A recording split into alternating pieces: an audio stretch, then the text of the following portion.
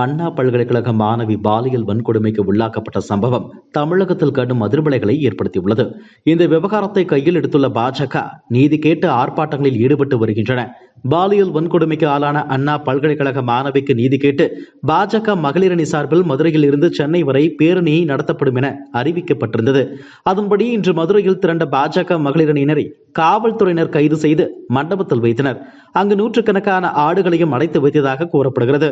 இந்த நிலையில் இது திமுக அரசின் கொடூர மனநிலையை காட்டுகிறது என்றும், பாசிச ஹிட்லர் செய்ததாக வரலாற்றில் படித்ததை திமுக ஆட்சியில் நேரில் பார்க்கிறோம் என்று பாஜக தேசிய மகளிரணி தலைவர் வானதி சீனிவாசன் தெரிவித்துள்ளார்.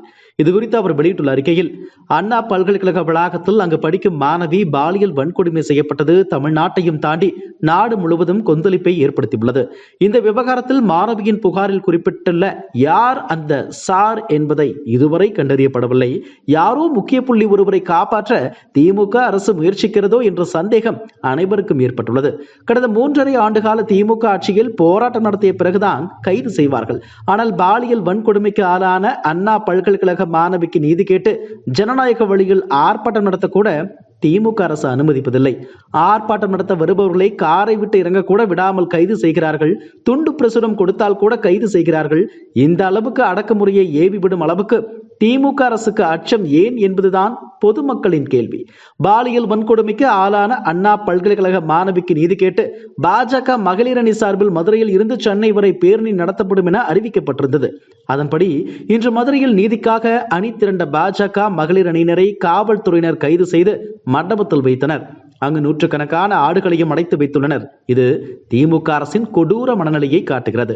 கொடூர ஆட்சியாளர்களுக்கு அடையாளமாக இன்று கூறப்படும் பாசிச ஹிட்லர் தான் இப்படி கொடூரமாக சிந்தித்து மக்களை வாட்டி வதைத்தார் என வரலாற்றில் படித்திருக்கிறோம். அதை இன்று திமுக ஆட்சியில் நேரடியாக பார்க்கிறோம். அரசுக்கு எதிராக, அநீதிகளுக்கு எதிராக போராடுவது இந்திய அரசியலமைப்பு சட்டம் தந்துள்ள அடிப்படை உரிமை.